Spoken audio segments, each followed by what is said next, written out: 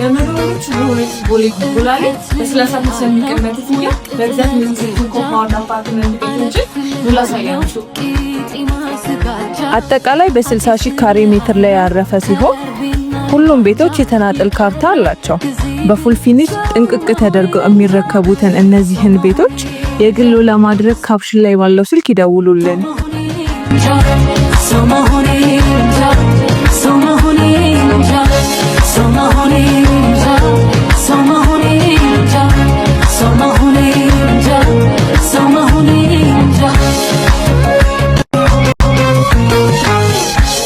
እፈትልሃለሁ ወርቅ ጥለት ግምጃ አነጥፍልሃለሁ ቂጢማ ስጋጃ አጢስልሃለሁ ከርቤና ሉባንጃ የቀረ ጊዜ